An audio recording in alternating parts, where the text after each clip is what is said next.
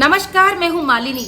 आप सभी का मेरी इस पाठशाला में बहुत बहुत स्वागत है। हमारा भारत देश पर्व और उत्सवों की धरती है। हर दिन, हर रिश्ता, हर अवसर, हर मौसम त्योहार है और सावन का महीना तो पूरा त्योहार है। सावन लगते ही बाजार में रंग बिरंगी झिलमिलाती राखियां संदेश देने लगती हैं कि भाई बहन के प्यार का सबसे बड़ा त्योहार आने वाला है। जी हाँ, आज हम बात करने वाले हैं रक्षा बंधन की।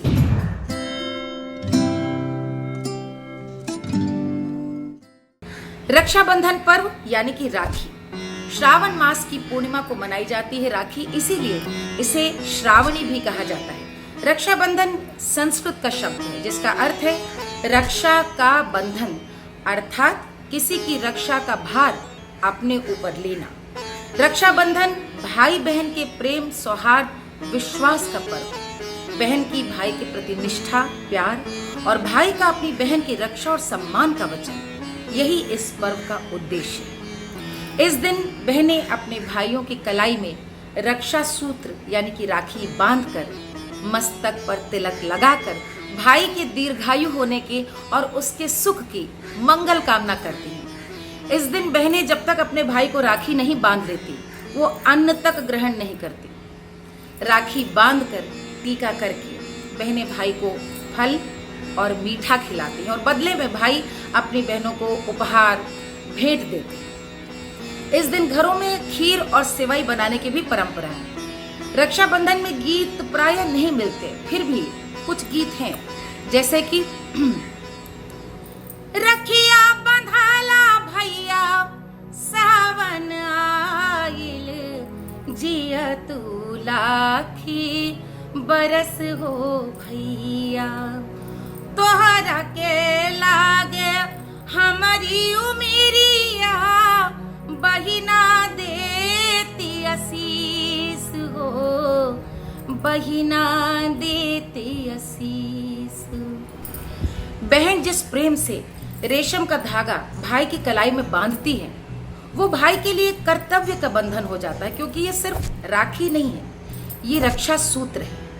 हमारी संस्कृति में रक्षा सूत्र का एक भावनात्मक महत्व है। वास्तव में रक्षा सूत्र प्रतीक है निस्वार्थ प्रेम का, त्याग का, परस्पर सहयोग का, विश्व बंधुत्व का।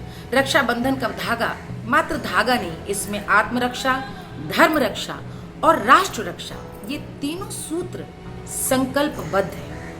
आज भले ही रक्षाबंधन का प्रचलन भाई बहनों के त्योहार के रूप में है, परंतु ऐतिहासिक और पौराणिक कहानियों में ये साबित होता है उनसे कि रक्षाबंधन का प्रयोग अनादिकाल से सभी संबंधों में विश्वास और रक्षा के लिए किया जाता रहा है। रक्षाबंधन में भारतीय परंपराओं के जीवन दर्शन के बड़े गहरे सूत्र मिलते हैं।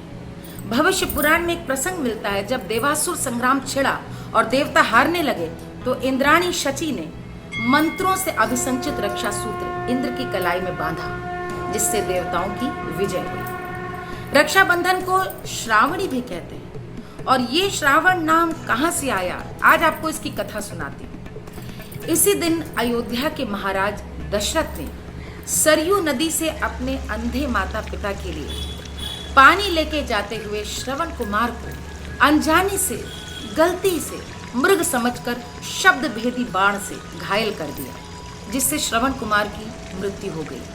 अपराध बोध से दुखी राजा दशरथ ने अपने राज्य में इसी दिन से शिकार पर प्रतिबंध की घोषणा कर दी। ये दिन जिस माह की पूर्णिमा थी, उस माह को श्रवण कुमार के नाम पर श्रावण मास कहा गया। भागवत पुराण और विष्णु पुराण के अनुसार वामन भगवान ने राजा बलि से 3 पग के बराबर भूमि दान देने का वचन लिया। विष्णु जी ने 2 पग में तो पृथ्वी लोक और आकाश लोक नाप लिए, परंतु जब तीसरे पग के लिए कोई स्थान ही नहीं बचा तो महादानी राजा बलि ने अपना शीश स्वयं प्रस्तुत कर दिया। वामन रूप विष्णु भगवान ने प्रसन्न होकर राजा बलि से वर मांगने को कहा। तब बलि ने भगवान को सदा अपने सामने रहने का वर मांग लिया। भगवान विष्णु तब से बलि के पास रहने लगे। बैकुंठ खाली हो गया। तब लक्ष्मी जी ने राजा बलि को राखी बांधकर अपना भाई बनाया और उपहार में विष्णु जी को वापस मांगकर बलि के वचन से मुक्त कराया। तभी से हिंदू धर्म के सभी धार्मिक अनुष्ठानों में रक्षा सूत्र बांधते समय एक श्लोक का उच्चारण किया जाता है, जिससे रक्षाबंधन का संबंध राजा बलि से है, ये स्पष्ट होता है। येन बद्धो बलि राजा दानवेंद्रो महाबलः तेन त्वाम अभिवदनामि रक्षे माचल माचल। ये श्लोक रक्षाबंधन का अभीष्ट मंत्र है। इस श्लोक का हिंदी भावार्थ है कि जिस रक्षा सूत्र से महान शक्तिशाली दानवेंद्र राजा बलि को बांधा गया था, उसी सूत्र से मैं तुझे बांधता हूं। तू अपने संकल्प से कभी भी विचलित न हो। इस तरह से हम समझ सकते हैं कि राखी एक वचन है, एक संकल्प है, और इसीलिए रक्षा सूत्र का महत्व है। यह अधिकार का, विश्वास का सूत्र है। जिसने बांध दिया और जिसको वचन दे दिया, उसकी रक्षा के लिए फिर आना ही पड़ेगा, चाहे वो भगवान श्री कृष्ण ही क्यों ना हो। शिशुपाल वध के समय भगवान श्री कृष्ण की एक उंगली उनके सुदर्शन चक्र से जख्मी हो गई। तब द्रौपदी ने अपनी साड़ी का आंचल फाड़कर कृष्ण की उंगली में बांध दिया। भगवान श्री कृष्ण ने तभी द्रौपदी की रक्षा का वचन दिया, और हस्तिनापुर की राजसभा में चीरहरण के समय कृष्ण ने द्रौपदी की लाज बचाकर धर्म और वचन दोनों की रक्षा की। कहते हैं कि सिकंदर और सिंध के राजा पुरु के युद्ध के वक्त भी सिकंदर की पत्नी रोशनक यानी रोक्साना ने पुरु को राखी भेजी थी। रणभूमि में पुरु जब सिकंदर पर आखिरी घातक वार करने ही वाला था, तभी उसे अपनी कलाई में बंधी राखी दिखाई दी और पुरु ने अपना वार रोक लिया। ऐसी अनेक गाथाएं और कहानियां और उदाहरण मिलते हैं जिनमें वचन की रक्षा के लिए राजाओं ने अपनी बहनों का सम्मान रखा।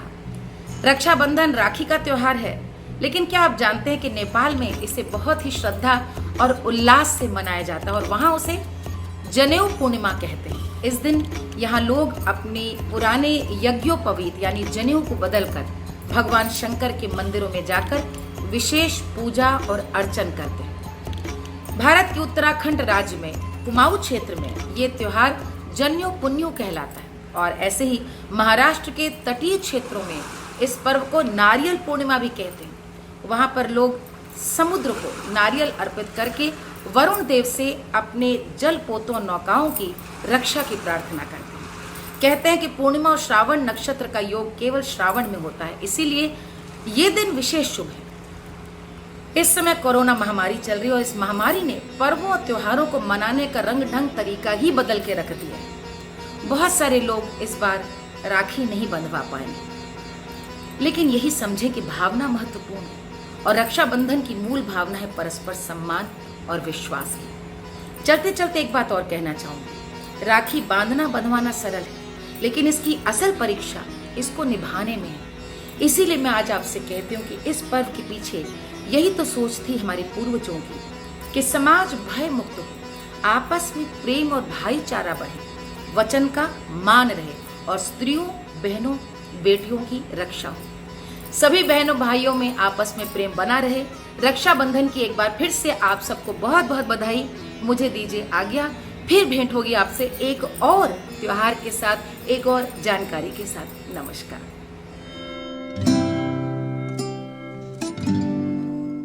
ऐसे ही और वीडियोस देखने के लिए लाइक, शेयर, सब्सक्राइब करें और बेल आइकन को दबाएं।